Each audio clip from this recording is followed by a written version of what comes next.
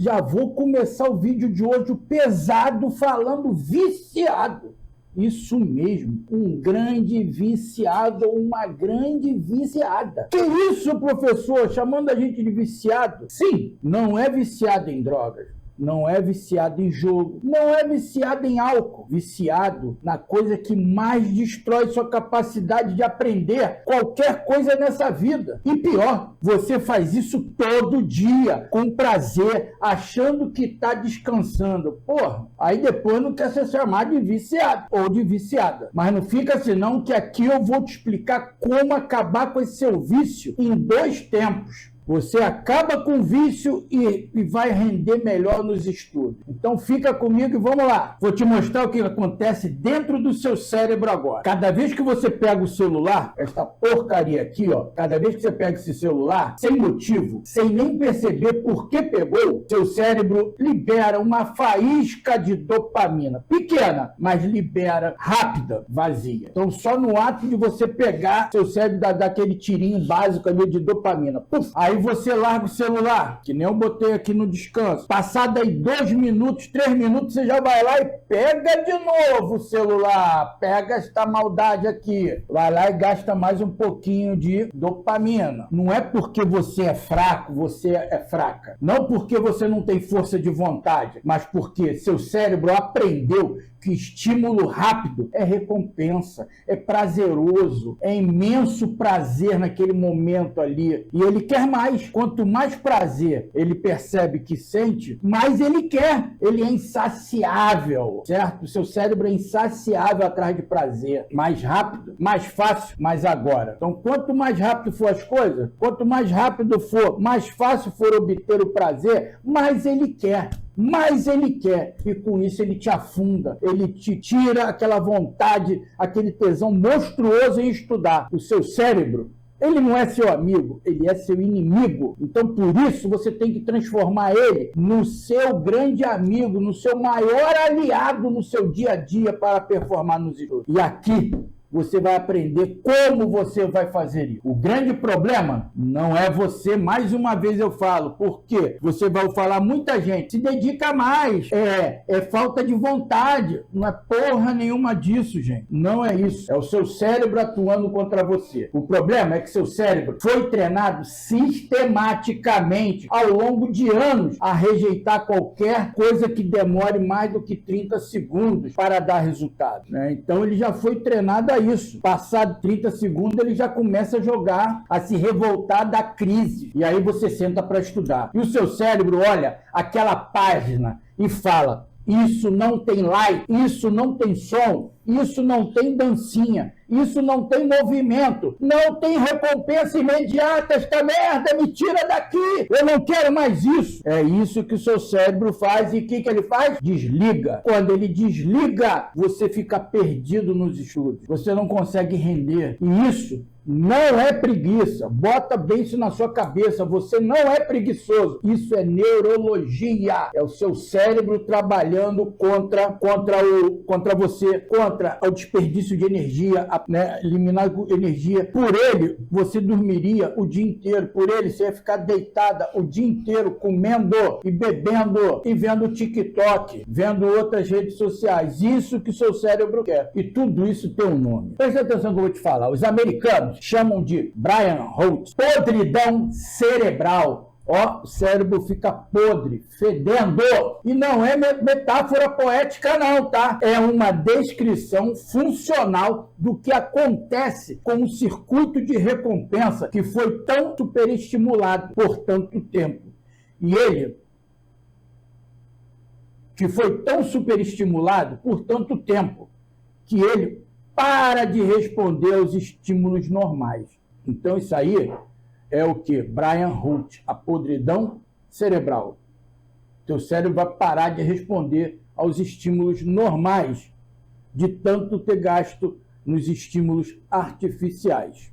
Sabe o que é um estímulo normal? É você pegar um livro, ler um texto. Isso é um estímulo normal para o seu cérebro. Resolver um exercício, entender um novo conceito que você está estudando, tudo isso é estímulo normal para o seu cérebro. Você fazer com que ele sinta prazer por essas informações. Com Brian Holt, elas parecem mortas, sem cor, sem gosto, sem sentido. Caraca, né? Profunda. Quando ela tá com a podridão cerebral, o que acontece? Parecem mortas, sem cor, sem gosto, sem sentido nenhum. E aí, a pessoa acha que o problema é o conteúdo. Não é conteúdo. Acha que precisa de um professor melhor, mais dinâmico, né, de um vídeo, uma videoaula melhor, uma videoaula animada, de um resumo mais colorido, fica lá inventando aqueles mapas mentais mirabolantes, cada resumo demorando mais do que estuda, enchendo de florzinha, corzinha, tudo que para poder se sentir ocupado na ilusão de aprendizado. O problema é que o instrumento que você está usando para aprender, que é o seu cérebro, está desregulado. Está fora, está batendo biela, está fora do ponto. Tem que levar para a oficina o cérebro. Ele precisa urgentemente entrar numa oficina. Você não precisa de um conteúdo melhor. Você precisa de um cérebro que consiga receber o conteúdo que você já tem. Que ele consiga condensar as informações que você está mandando para ele. Isso que você precisa para que seu cérebro te ajude. Então agora eu vou te falar uma paradinha aqui. Pouca gente fala, ou se não fala. Na verdade eu nunca vi. Disciplina não funciona em cérebro desregulado. Ah, mas você não estuda que você não tem disciplina. Não é assim. Não é assim. Tudo é uma engrenagem. Você, para estudar bem, você precisa ter disciplina. Mas o teu cérebro tem que estar bom para poder corresponder. Todo processo é uma grande engrenagem. E você sabe por quê? Porque disciplina é um recurso cognitivo. Ela vem do córtex pré-frontal, a parte do cérebro responsável pelo planejamento, pelo foco, pelas tomadas de decisão racional. E essa parte é a primeira que entra em colapso quando seu sistema de recompensa está mal calibrado. Tá? Tudo começa ali. Você absorve a informação visual, auditiva. Os olhos ou o ouvido vão atuar como um taco de beisebol. Esse taco de beisebol vai ser o que? O jogador, o rebatedor. Quando a informação vem, ele vai rebater e essa informação vai para o córtex pré-frontal. Ali começa a saga, né? Para poder até consolidar aquele aprendizado. É muito importante para que você possa ter bons rendimentos. Então, quando alguém te falar, é só ter disciplina, essa pessoa está te mandando buscar água com um balde furado. Só está falando besteira, sem conhecimento de causa. E é o que mais acontece. Então, não é falta de caráter, não é falta de vontade. Se o balde está furado, como é que você vai trazer água? Ninguém te ensinou a consertar o balde. Então, ninguém te ensinou a regular o seu cérebro para estudar. O pessoal só sabe falar que tem que fazer isso, tem que fazer aquilo outro, mas te passa como regular o cérebro. Vou te contar um negócio. Eu aprendi da pior maneira possível. Como eu já falei várias vezes aí, eu tenho dislexia e tenho disgrafia. E isso eu vim saber há pouco tempo atrás aí, 10 anos, por aí. Eu sofri muito no aprendizado escolar, era taxado como burro, como preguiçoso. Fiz a 6ª série, agora atual, 7º ano, 3 vezes. Terminei o ensino médio, o ensino fundamental, no supletivo. Então, quando eu decidi estudar, acordar para a vida, que eu estava atrasado e resolvi fazer concurso, eu senti na pele. Ninguém, naquela minha época, não tinha informação te ensinando a estudar. Ou era assim, pô, você senta para estudar, é só sentar para estudar e ler. Não é assim. Ainda mais quando a pessoa tem algum tipo de dificuldade. Eu cheguei na época, achar que era burro mesmo. E não era. Era simplesmente que eu não sabia reprogramar o meu cérebro para as minhas necessidades. Mas mesmo assim, eu criei métodos sem saber que era método, para suprir minhas necessidades, ao qual eu passei em 5 concursos militares. Então, isso vai muito de pessoa para pessoa, de disposição para disposição. Hoje, vocês têm a faca e o queijo na mão aí, com várias informações de como estudar bem, como render nos estudos, como não sofrer tanto com os estudos. Na minha época eu não tinha. Na minha época foi porrada em cima de porrada. Sendo taxado de burro, sendo taxado de preguiçoso e por aí vai. Mas agora eu vou te mostrar o que acontece quando você entende isso certinho. Existe um conceito em neurociência chamado de limiar de ativação dopaminérgica. O quanto de estímulo seu cérebro precisa para prestar atenção em alguma coisa. Num cérebro saudável, calibrado, esse limiar é bem baixinho. Ele presta atenção em coisas lentas, em coisas silenciosas, em coisas que pedem tempo. Num cérebro que passou anos em short, reels, TikTok, Kawaii e notificações, esse limiar foi para cima, lá no alto, lá no topo, lá o mais alto possível, Cordilheira dos Andes, no céu. Ele foi parar. E aí, quando você senta para estudar, o estímulo não atinge o limiar. O cérebro não liga, ele fica em modo de economia de energia, esperando alguma coisa mais forte aparecer. A solução não é força de vontade, a solução é recalibrar o seu limiar. Para calibrar seu limiar, só se faz de um jeito. Qual? Privando de estímulo barato por tempo suficiente para ele voltar a valorizar o estímulo real. Isso também tem um nome, como a gente chama, de jejum dopaminérgico. Criar um jejum para poder começar a calibrar o seu cérebro. E como vai funcionar isso na prática? Quando você acordar, não pega a porcaria do celular, não abre nada, não coloca música, não bota podcast, não lê notícia, fica em silêncio, ou faz alguma atividade física leve, por pelo menos ali uns 15 minutinhos. Uma atividade, um polichinelo, flexão, o que for. E o que vai acontecer com isso? O seu cérebro começa a ficar inquieto, todo incomodado, começa a pedir estímulo. Ele estava acostumado com uma coisa, você criou uma dieta para ele, uma dieta dopaminérgica. Começou a fazer outras coisas, ele já começa a ficar incomodado naquele período. Seu cérebro passa a ter uma abstinência. Porque lembrando lá no começo, o viciado é ele. Ele que é o viciado e acaba te usando como ferramenta para poder mexer nas coisas. Você não dando esses estímulos para ele, quando você senta para estudar, finalmente ali você sentou para estudar sem abrir nada, direto, pagou aquele banho, despertou, botou a bunda na cadeira e foi estudar, o que antes parecia morto para você, agora vai parecer muito mais interessante, muito mais conectado com você. Por quê? Agora, ele é o estímulo mais forte disponível. Então, se o cérebro não teve nada, você já está jogando conteúdo para ele, logo de primeiro momento do dia, ele vai passar com o tempo a achar aquilo ali interessantíssimo. E aí, ele vai começar a liberar umas dopaminas, que vai começar a surtir mais efeito nos seus estudos. Isso não é mágica, isso é biologia. Biologia. Mas tem uma segunda parte disso aí, que é ainda mais importante, e quase ninguém fala, que é sobre o erro. Toda vez que você erra uma questão, o que você sente? Frustração. Primeira coisa, acabou de estudar teoria, vai pegar a questão para fazer, começa, erra, já fica deprimidinho, frustra, dá vontade de parar, dá vontade de chamar mamãe. Frustração, vergonha, vontade de fechar o livro, né? E isso faz você evitar o erro quando você fica frustrado. Faz você, em vez de fazer questões mais difíceis, pegar as fáceis, só para se sentir recompensado, prazeroso para você. Porque está jogando dentro da sua zona de conforto. E quando você pega revisando conteúdos que você já sabe, está dominando, né, você se sente bem do que você pegar aquele conteúdo que recentemente você estudou, mas ainda não massificou ele, ficar quebrando a cabeça e fazer o resgate ativo. Aí você pula essa parte, porque não quer se sentir mal. Isso tem um nome técnico: evitação de dissonância cognitiva. Tá? Quando você começa a evitar as coisas os assuntos mais difíceis, que menos você domina, para não se sentir mal. Seu cérebro odeia a sensação de errar.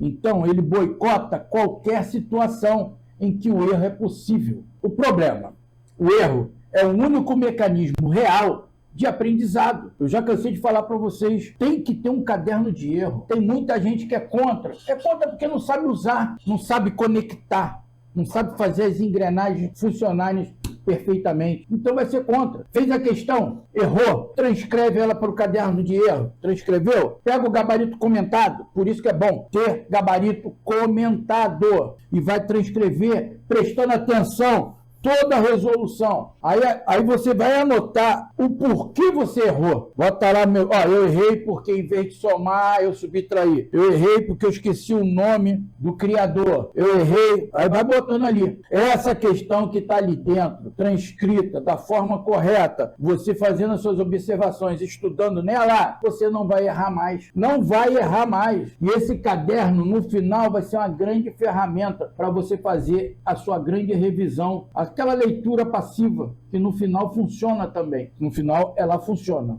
Por quê? A leitura passiva sozinha não serve para nada, mas se ela tiver num contexto, dentro das engrenagens de uma metodologia, ela vai funcionar. Sozinha, não. E você fazendo isso, errando, pegando, dando feedback, o cérebro adora uma incompletude. O que é? Ele fica obcecado, fechar aquele aprendizado para poder sentir assim, eu sei agora.